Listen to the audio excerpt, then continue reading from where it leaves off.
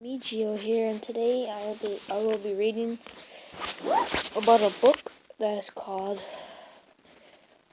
Island of the Lost. It is by Lsle Cruz, a Descendants novel, and yeah.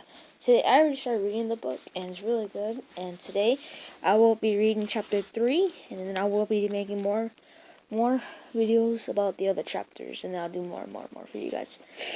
Okay, so here we go. Chapter 3, The Beautiful Princess.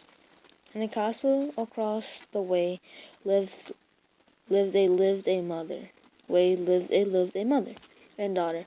The duo were very different from Maleficent and Maude.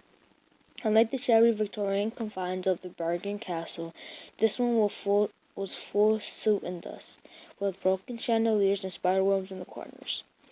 It wasn't so much a castle as a cave, yet another prison within the prison of the island.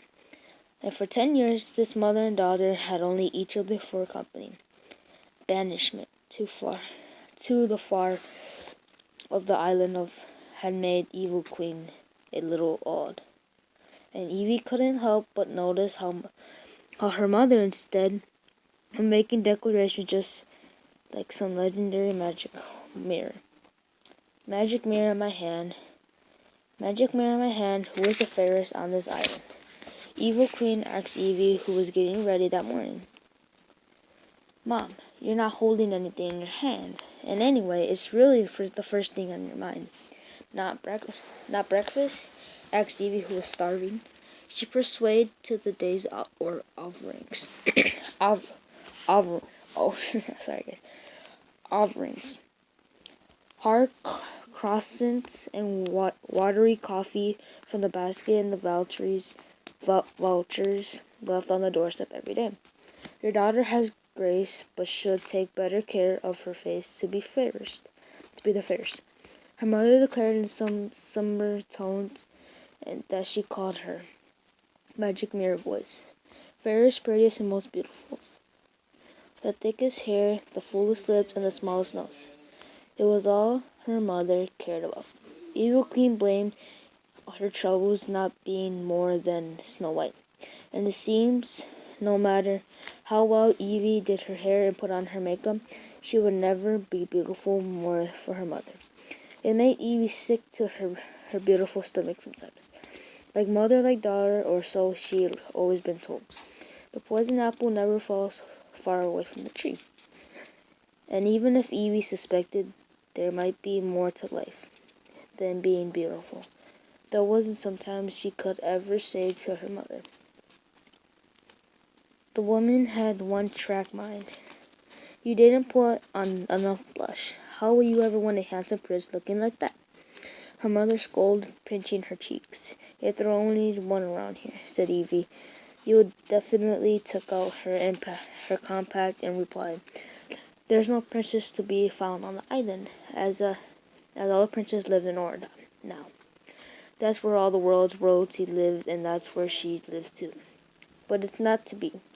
Like her mother, she said she trapped on the island of the lost forever. Evie checked the hallway mirror one last time, and adjusted her blue cap around her shoulders, and back of the embroidered with a crown in the middle. Her poison heart necklace winked in red in between the soft and blue floods. Her regular black shirt and her splashes of red, white, and blue paint went well with her forest print like black and white leggings. Your hair, Evil Queen said with this despair, tracking a loose string black into her daughter's net V-brand, which swept her hair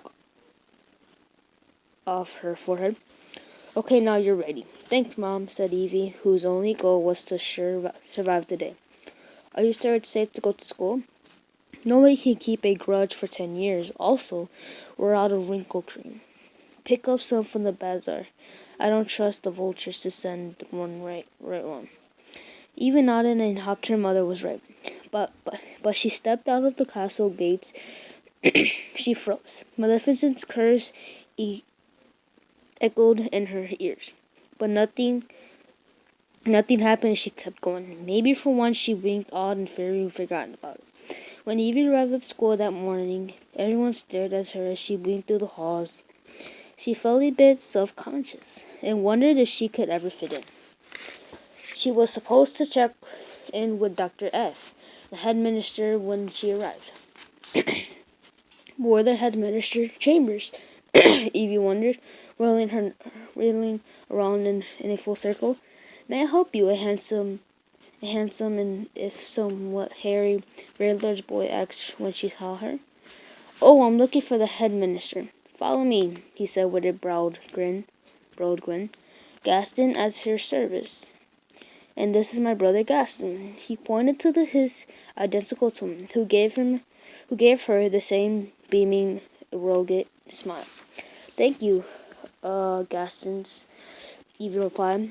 The boys led her down to the hall, administrative tones. Dr. F, you got a visitor, Gaston said, reaching for the door handle. I want to open it, his brother said, elbowing him away. But first, Gaston punched him without even a backward look. After you, princess, he offered grandly as his brother slithered to the floor, holding his jaw. Thanks, I think, said Evie. Dr. Fleischer looked up and gave the three students a jack-o'-lantern smile. Yes, oh Evie, welcome to the Dragon Hall.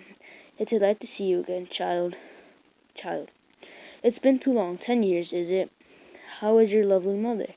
She's well, thanks. Evie nodded politely, but hurried to get to the point. Dr. Fleischer, I just want to see if I can swap my wickedness class for advanced vanities that sometime. She asked. The shadowy man frowned. Evie battered the eyelashes. It would mean so much to me. By the way, she pointed to his bolo tie with a fortune silver chain. This is so cool, she said, thinking exactly the opposite. All this. I picked up the Bio d'Orleans right before I was there. Here. He sighed, and his frown softened into a real smile. I suppose Vanities is a better fit for your overall schedule. Consider it done. Good. I'm in the class. The Gastons crushed on Tuesday. It's right after lunch. Lunch, Evie slapped her forehead. What's wrong? I forgot to bring mine. In all excitement and anxiety about finally leaving the castle, she left her basket at home. Don't worry, the twins replied. You can share ours. They added, holding up two huge baskets of food. Sorry, guys. A giant block of some particular smelly cheese poked out, along with 2 loaves of brown bread speckled with mold and several thick slices of liver rust. Eve was touched by the offer to share, even though they looked like they could eat a horse and a half between them, with or without the mold. They had led down the winding hallway.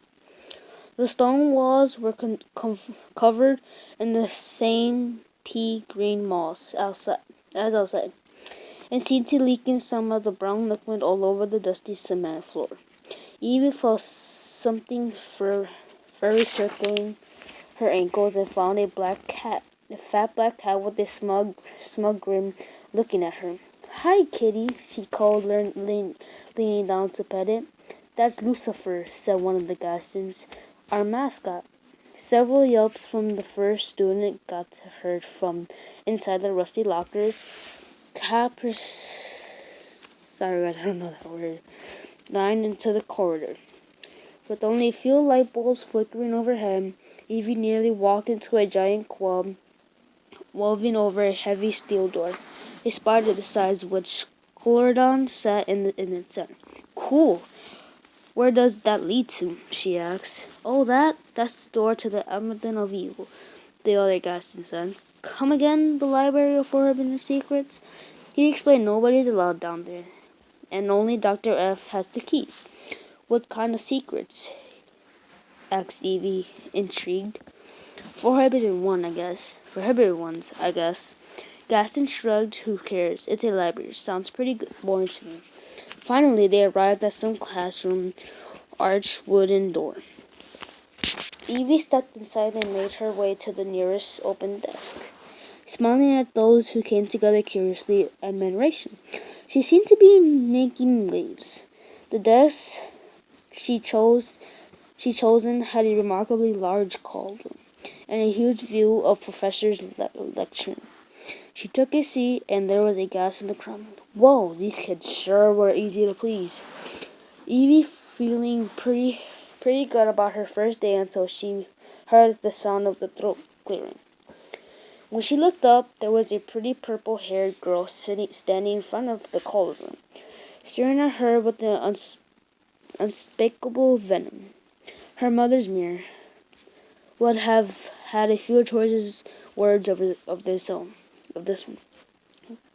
That's for sure. Evie felt a cold dread and admiration infamous pretty party came flooding back. Maybe if she played dumb and flattened her, the girl wouldn't remember what happened 10 years ago.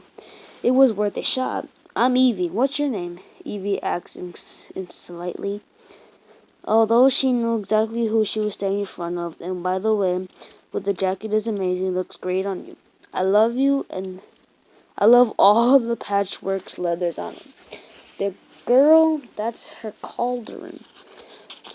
You should bounce. A student Evie would find out later was named Lsle whispered loudly.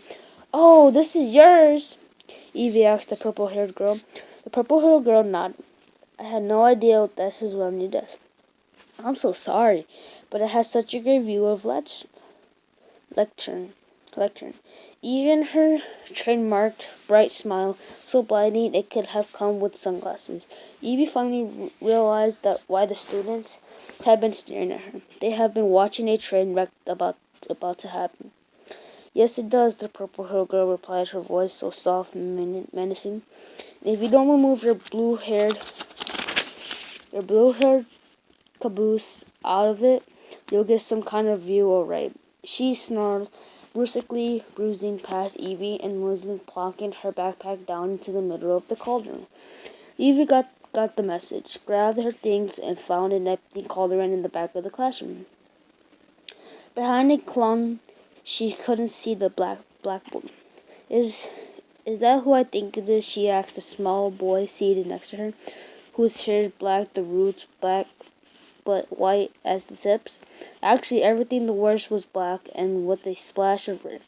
A fur-collared jacket with one black and one white stripe, and red leather sleeves, a button black down shirt, the streaks of white, and the shorts with one white, one black, and one red.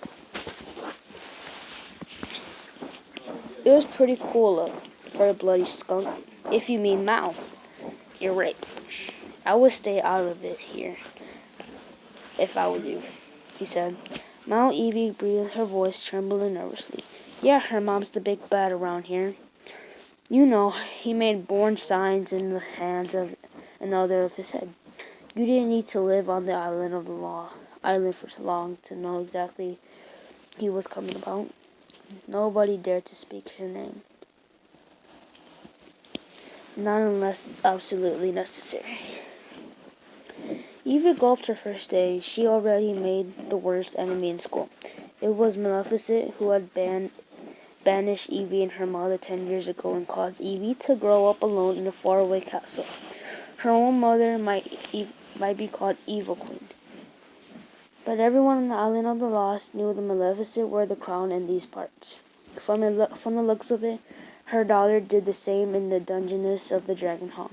Magic mirror on the wall, who's the stupidest of them all? Okay, guys, so that was chapter 3, and I think that was mostly about, like, how it all started with Maleficent and Evil Queen and her mom and stuff, and how Maleficent banished her. So I will be doing chapter 4 tomorrow. So, yeah, thank you for all your subscribers, and please watch my other videos. Bye.